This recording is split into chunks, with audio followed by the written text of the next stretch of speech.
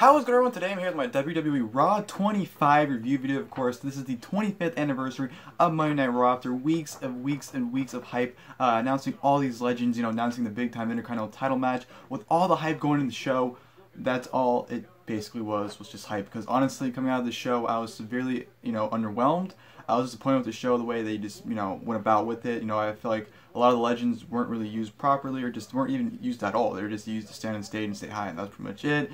There was just no real excitement into the show. The matches were just quick, and I just feel like they didn't know what to really do. And I feel like the whole, using two different places at once was a bad idea, because from what I understood, the live crowd hated every second, especially the Manhattan Center, where, they were basically paying to watch Raw on a big screen for, whatever amount of hundreds of dollars they paid for their seats. So I don't know, I just feel severely let down by the show. Definitely didn't live up to Raw 1000. That was definitely by far a way better celebratory show. But yeah, this was just all hype and just, like I said, for your big 25th anniversary, you really didn't go all out, and I just feel like a lot of things just fell flat. Some things felt rushed, and some things went on forever, it seemed like.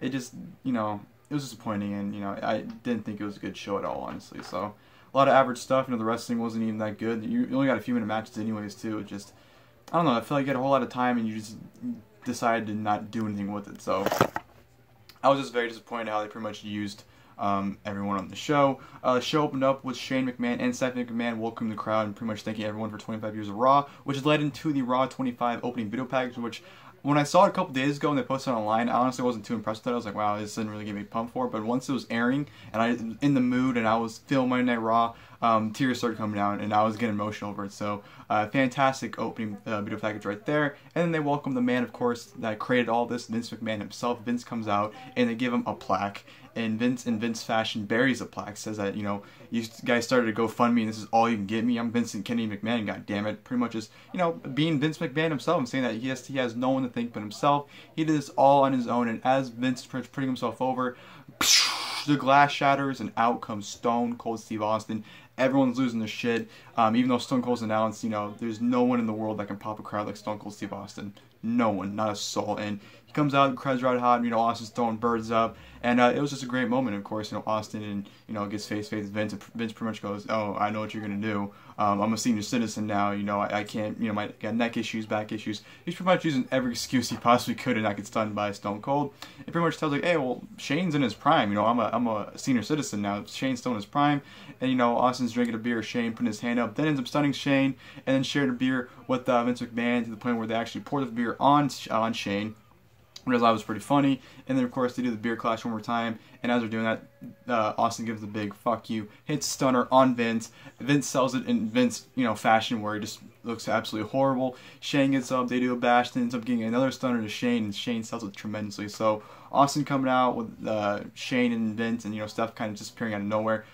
Awesome way to start the show. However, that was where the show peaked, because it was pretty much just downhill from there. After that, we had an 8-woman tag team match. Asuka, Mickie James, Sasha Banks, and Bayley taking on Mandy, Sonya, Deville, Nia Jax, and Alicia Fox.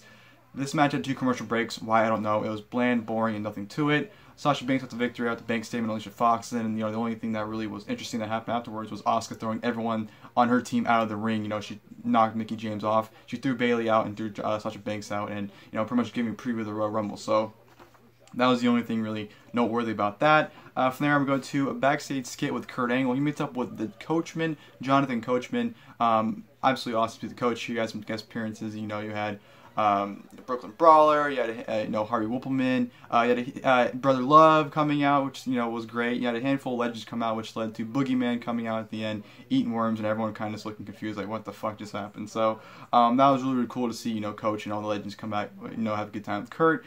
From there on, we go back to the Manhattan Center for Undertaker's return. Of course, the big hype and the big, question about, is Undertaker going to wrestle again?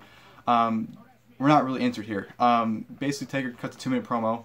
Pretty much says that, after all the bodies he's buried over the years, such names as, Shawn Michaels, Mankind, Triple H, even his own brother Kane, they can truly now rest in peace. And that was it. Nothing more, nothing less. Undertaker comes out, just says that, and that's it. And that leaves a lot of people confused what he even meant by that. To me, the way I kind of took it was the fact that he was saying that, you know, they can truly rest in peace. To me, I took that as, you know, he's saying that, hey, you know, I'm no longer around to terrorize anyone. I'm kind of done now as well. So, you know, your souls can rest knowing that I'm officially no longer around. That's kind of how I took it. So to me, I kind of took that more as a retirement, kind of saying goodbye than anything else. I know a lot of people are expecting a match WrestleMania against John Cena. Not sure how we even get that at this point. But yeah, like I said, the way I kind of interpreted it was him pretty much saying that you can rest easy knowing that I'm done now. So that's just the way I took it. Didn't really do anything. Highly disappointed with the segment, but you know, what can you do? Undertaker didn't really do much. Didn't set up what I think everyone was hoping for. So that was that. We had the first backstage segment with the APA playing poker with, you know, the $1 Million Man as well as Heath, Slater, and Rhyno. So we had several of those segments throughout the rest of the show. We had a welcoming for former general managers of Monday Night Raw, including People Power, Johnny Laurinaitis. Still waiting for those People Power t-shirts. I've been waiting for 6 years now. Still waiting for those. So John Laurinaitis comes out. William Regal as well as I'm back. Does the finger point? Oh yeah. Eric Bischoff comes out as well. So those three former GMs come out, and then of course they said the special guest today was the SmackDown Live gentleman, Daniel Bryan. So Daniel Bryan comes out, and as Daniel Bryan is out, The Miz comes out, and Miz and Daniel Bryan have a stare down, which, God, that should have been a WrestleMania match. I'm saying this even before, you know, their whole thing in 2016. I'm talking about when Bryan was still a wrestler back in 2011. I was saying that Miz and Bryan should have a WrestleMania match because those two have really good chemistry together. So, you know, we're probably never going to get it, but man, that feud from 2016 is still hot today if they ever continue it. So that was a great scene. Miz and Bryan have a little stare down, which led into the Intercontinental Championship match, Roman Reigns versus The Miz. This was a good little match here. You know, it wasn't as good as their match when Roman Reigns beat The Miz for the Intercontinental title, but this was good, solid wrestling back and forth of the crowds and the near falls, and you know, I thought The Miz Taraj, you know, played their role very well, where they were both taken out, then eventually got back into the match once, you know, Reigns was kind of getting beat down by Miz. They finally got back up and kind of played their role into it. You know, the ending was good as well, you know, with Miz unlocking the turnbuckle pad, you know, when Reigns was taking the Miz Taraj. Reigns looking like he was going for the win. You know, Miz at the Skull Crushing finale. But, you know, Roman Reigns kicks out at 2. Miz tries to set up for another one, but, you know, Roman Reigns fights back, hits a Superman punch, attempts to spear, but Miz throws him into that exposed turnbuckle, hits him with one more Skull Crushing finale, and 1, 2, 3. The Miz is the brand new Intercontinental Champion for an 8th time. And I couldn't be more happy for him. You know, he won his first Intercontinental title at Raw 1000 5.5 years ago. You fast forward to 2018, on the 25th anniversary of Monday Night Raw, he was his 8th Intercontinental Championship. The Miz is on a roll. That man should be world champion. I don't know why he's not in contention for it. He should have been world champion, you know, last year, honestly. But Miz as Intercontinental Champion, as long as he's bringing prestige, relevance to that championship, I don't mind him having it. No doubt he's going to break Jericho's record one day, so definitely stay tuned for that when he wins his big 10th, breaking Jericho's record. So, Miz, brand new Intercontinental Champion, definitely the right decision. And yeah, like I said, pretty good match overall. Not as good as their previous match, but it was still, you know, compared to the rest of the show, it was good. That was probably one of the 2 highlights of the show, honestly, was that. From there, we had another, you know, APA segment backstage. You know, MVP joined them and whatnot. So there's, you know, still playing poker. From there, we go to the Peep Show with Christian special guests Seth Rollins and Jason Jordan. Jason Jordan tried to talk, the crowd was booing him heavily, so he couldn't even get a word in. It was just, you know, irritating. And then of course the bar came out and they had a whole spill, and you know, brawl erupted. And you know, Seth Rollins ended up, you know, giving Jason Jordan a springboard knee after Cesaro or Sheamus or whoever was getting held, got out of the way, and Rollins didn't pin Jason Jordan. So that was that segment.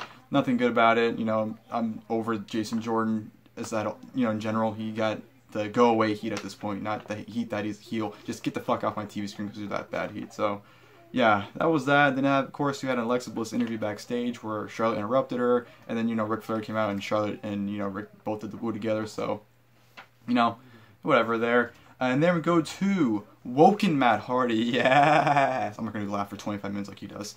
Taking on Bray Wyatt. So after weeks and months of anticipation of the rematch, it's happening on the show, and it was nothing. Basically, they went for the finishers very early on. Commercial break, they come back.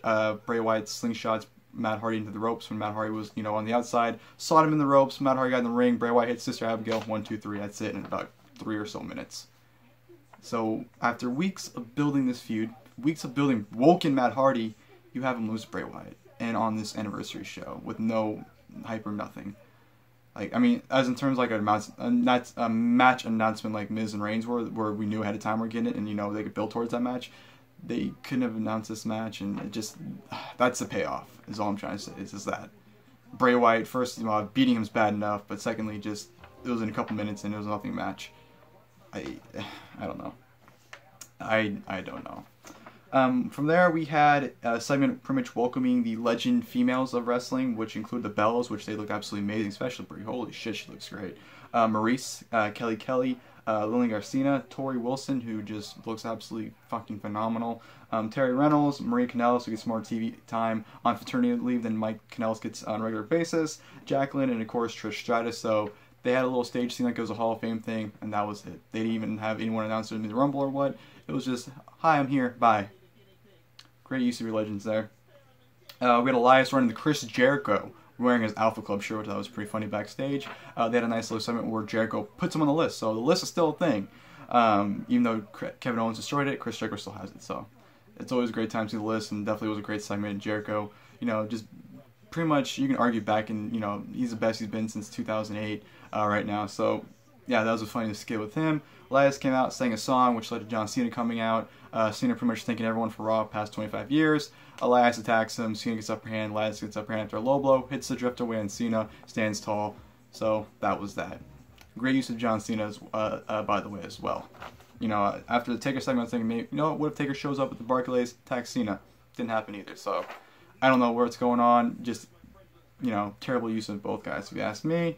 From there, we had another segment with the APA, which pretty much led into Heath, Slater, and Rhyno versus Titus worldwide. Pretty much after that segment, we had The Godfather and Mark Henry, pretty much talking backstage. So that was a nice segment to The Godfather. And then we got Heath, Slater, and Rhyno versus Titus worldwide, which was a nothing match. It ended in a no contest anyways. The Dudley Boys came out, beat up on Heath Slater, gave him a 3D through the table, so that was that. Nothing really more to it. Dudley Boys, we saw them have that last run a couple years ago, and just, I didn't really pop that much when I saw them. I was kind of like, whatever, they're there. So, Dudley Boys, parents, it's good to see the 3D, so, what can you do? From there, we go to the AJ Styles interview backstage with Mean Gene Okerlund, which was a nice little, cool little nostalgia moment to see Mean Gene do an interview. And from there, we go to the DX reunion, which was very, very odd because Triple H came out and pretty much cut his exact NXT pre-takeover speeches, where before the earlier takeovers where you do like the darkness thing and he would talk to himself and try pretty much say like we were nothing and then you made us into something, we went from being a secret to sensation. That's pretty much what we did for Monday Night Raw. He pretty much said that they were nothing, the crowd made what it was today, and then they said they didn't come alone. Out come the New Age Outlaws, out comes X-Pac. X-Pac says, I know it's a DX, but what, you can't do it without this guy, and out comes the bad guy, Razor Ramon, who, they cut the commercial during his entrance, which why, I don't know. We missed the goddamn cha-cha, damn it. And they come out, and, then the Balor Club come out, and they all too sweet each other in the ring, so that was a great moment right there, seeing the Balor Club, DX, and the Click, pretty much all too sweet together. That was honestly too sweet. That was really cool. And then the Revival come out and interrupt that, which led into Anderson and Gallows versus the Revival, which was a very, very weird transition. Nothing in the match. Pretty much put heat on Anderson. Anderson tagged in Gallows, and Gallows gets a big boot. Magic Killer, 1, 2, 3. Anderson and Gallows defeat the Revival in pretty much like a minute. So that was a squash. Then of course, everyone hit their finishes on the Revival afterwards. I think Scott Dawson took the X Factor, the Famouser, Super Kick, and the Pedigree, and then Dash Wilder pretty much took the coup de grace from Finn Balor. So yeah, that was that. It was an odd segment because DX didn't really do anything that they usually don't do in these anniversary shows, but it was cool to see them interact with Balor Club. That was a nice moment for them, and definitely gave the Balor Club that nice rub they definitely need. And I hope they go with a full-fledged face push for those three, because I definitely feel like they can be a top faction. I'm not sure they'll be as big as the Shield, but definitely be up there with the Shield, in my opinion, if they push them right. So definitely after that segment, definitely gave them that great rub. So yeah, that was cool. It was that moment where they all two sweet each other was really, really cool. And then we go to the main segment, which closed with Kurt Angle coming out with pretty much all of the guests of the show. The handful of SmackDown Live guys and a handful of legends surround the ring for the Kane, Braun Strowman, and Brock Lesnar segment. Brock Lesnar comes running down, takes out Braun Strowman, gets in the ring, takes out Kane with a suplex. Then in F5, then Braun Strowman and Brock Lesnar brawl. Strowman takes Lesnar out, gives him a running power slam through the announce table, and that's the show. Not even kidding you. Such a non-eventful ending to such a disappointing show.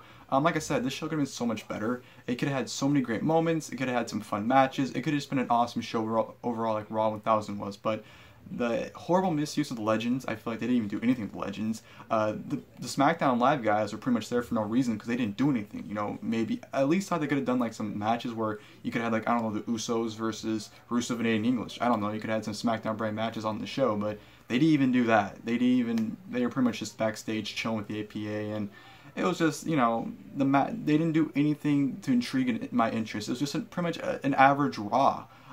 With just some, you know, surprises every now and then with some Legends. That's pretty much what it was. Raw with friends, you know, you can pretty much call it that. Because that's all it was, honestly. Just a very disappointing show.